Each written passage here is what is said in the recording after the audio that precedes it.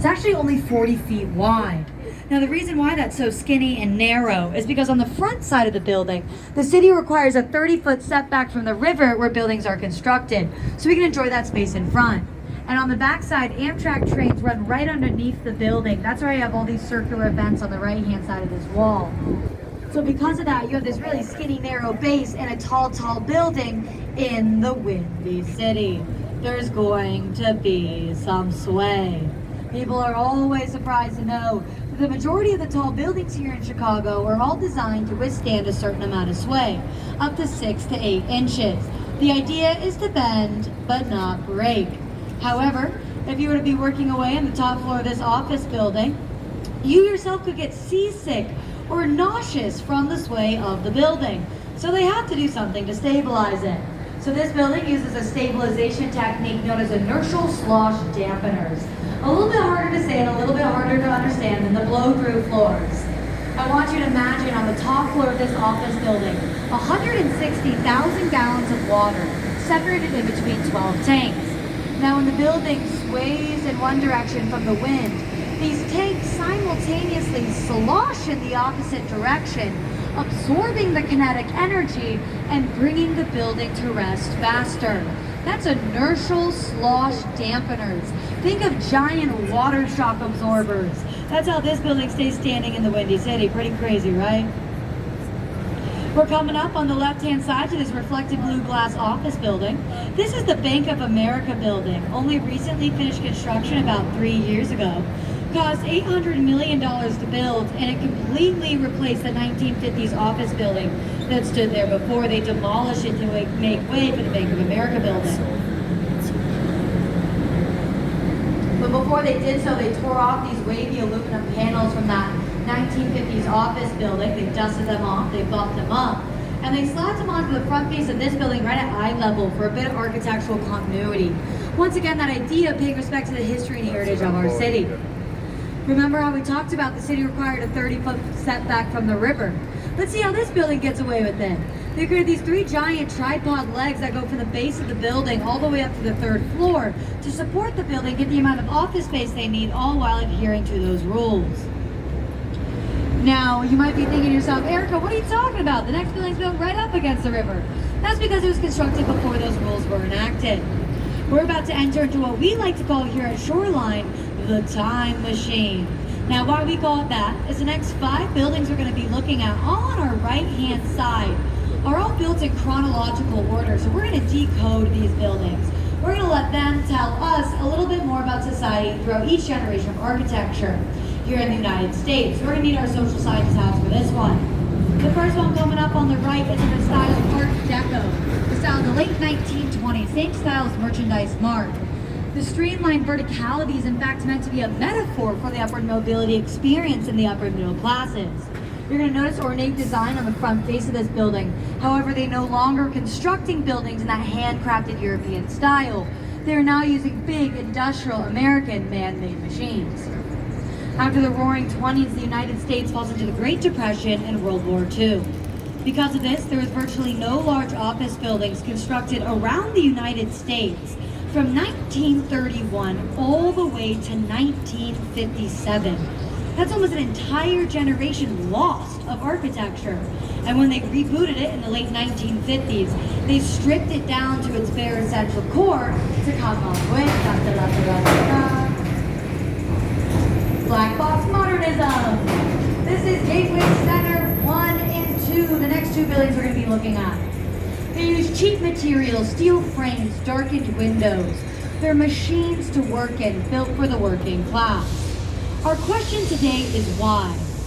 So why were they creating buildings in such a cheap and simplistic style? That's because the architects grew up during the Great Depression, and they're used to being conservative and savvy with their money.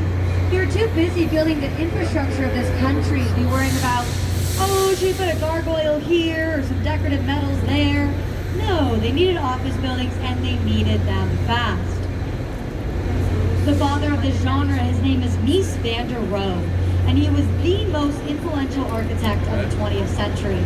He spent a lot of time here in Chicago, and as a little phrase I bet you've used before, less is more.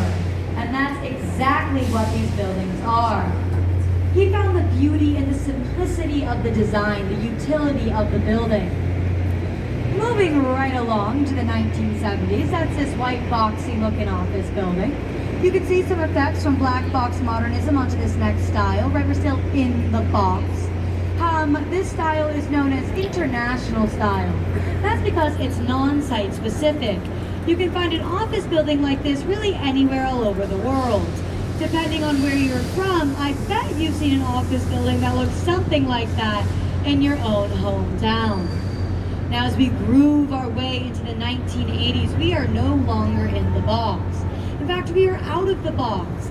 In the 1980s in the United States, it was a time of a lot of social change and social movement. And so they wanted a style of architecture that reflected the changing values of our society. And that's when contextualism is born. That's this curved glass office building in front of us behind the bridge with the reflective glass. The curve in the glass represents the curve of the river. The reflective glass is meant to hold up a mirror to society, to teach us something about ourselves, to reflect who we are. The whole idea of contextualism is these buildings don't want to stand apart, they in fact want to stand together. As an overview of architecture throughout the generations, we start with that classic European style in the early 1920s, moved on to Art Deco in the late 20s, black box modernism in 1957, international style in the 70s, and contextualism is born in the 80s.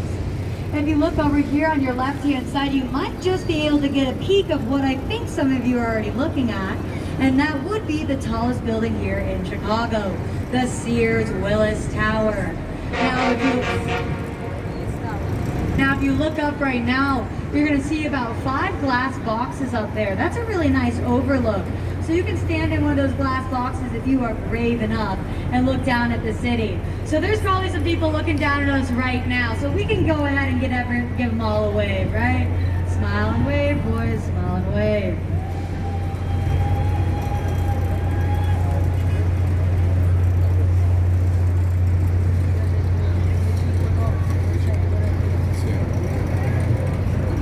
Now these bridges we've been traveling under all afternoon long are known across the world as Chicago-style bridges. That's because we have the most bridges out of any city, most movable bridges out of any city in the entire world. Second, of course, to Amsterdam. These bridges do in fact go up and down about 50 times a year, 25 times in the spring to let the sailboats parade out onto Lake Michigan for the summer, and 25 times in the fall to let them come on home. All right, we can give a wave to the barge, right? Now, this would surprise you to know, but the Chicago River in the late 1800s used to be the busiest port in the country. That's pretty surprising, right? Considering we're in the Midwest, the middle of the country.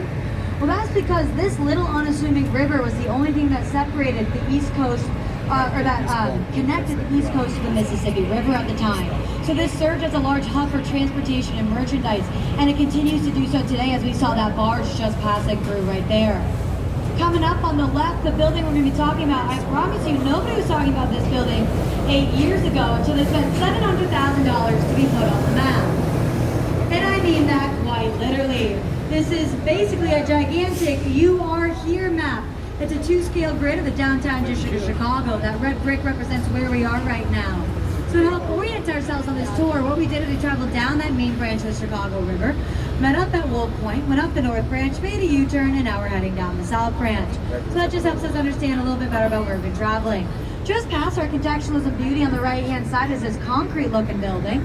You might recognize it from the 2008 Batman movie, The Dark Knight, from that original opening scene. What happens is the Joker's bad guys, they zip line down to rob Gotham Bank.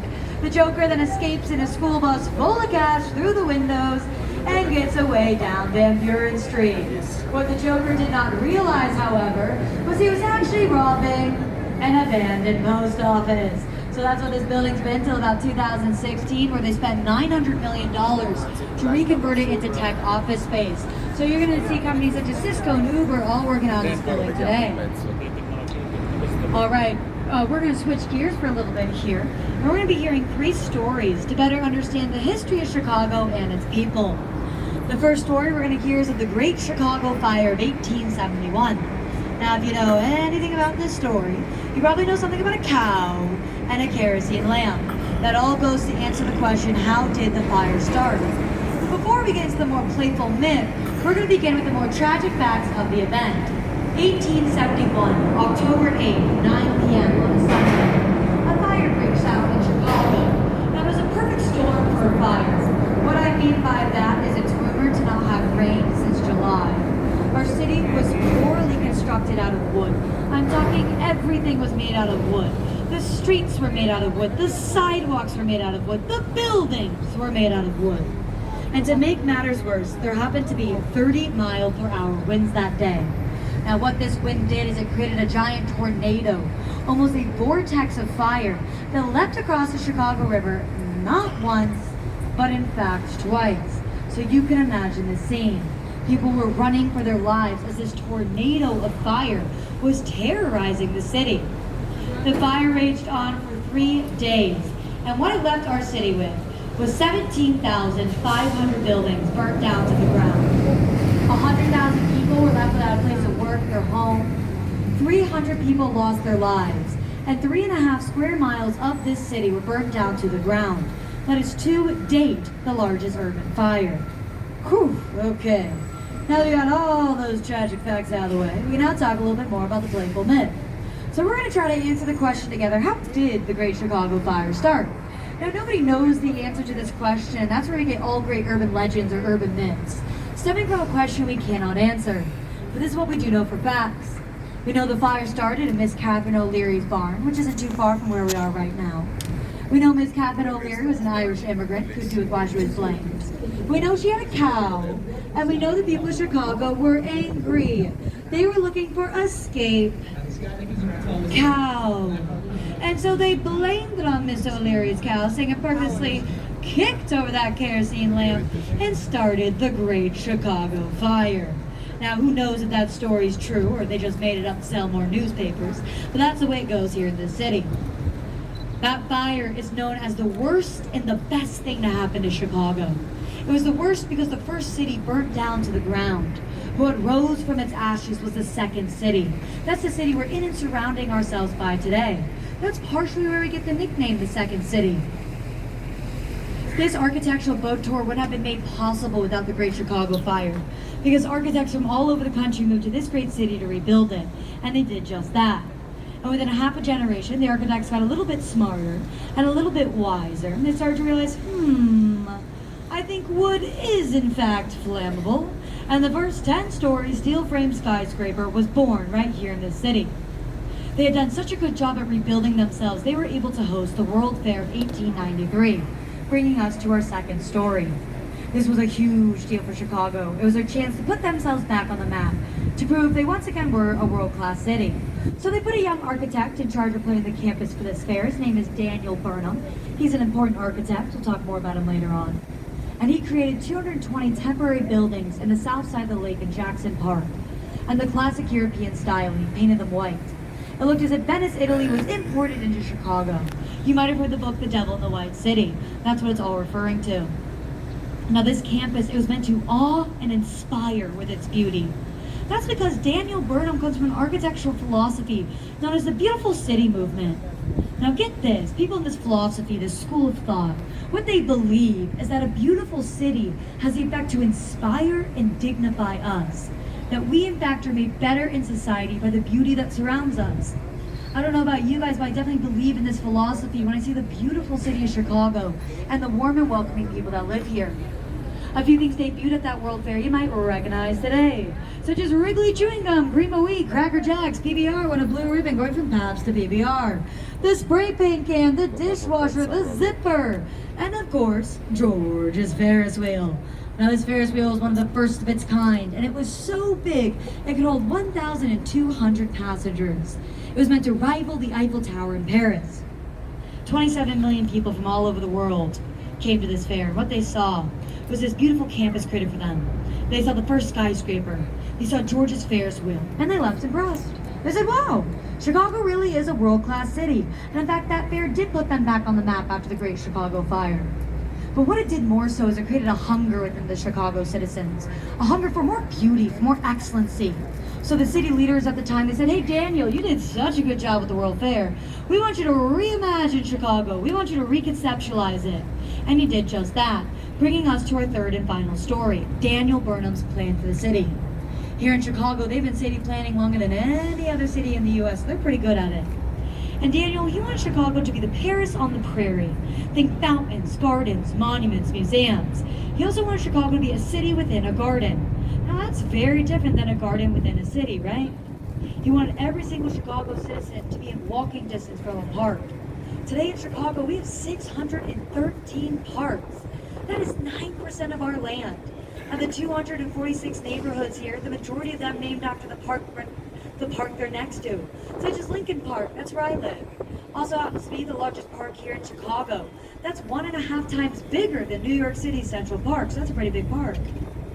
A few other things that are part of Daniel Burnham's plan you can check out around the city, such as Navy Pier, that's where we docked out of, Buckingham Fountain, Grant Park. He had the original concept for the Riverwalk that wasn't constructed till 100 years later, the campus of our museums, and he extended the city grid to include 18 feet wide alleyways. Now, this might not seem very interesting or exciting to you, but if you're living in any other major U.S. city, you're putting your trash on the front street. Here in Chicago, all our trash goes in the back alleyway, keeping our cities beautiful and clean. So I hope you can see how these three stories went together. We had a fire that destroyed, a fair that ignites or excites, and then a plan that beautifies. We're gonna good glimpse some of that Chicago-style beauty right now. So I'm gonna hop off mic, let you soak in this view. If you have any questions, feel free to raise your hand because we only have a short minute and I wanna make sure I get around to those.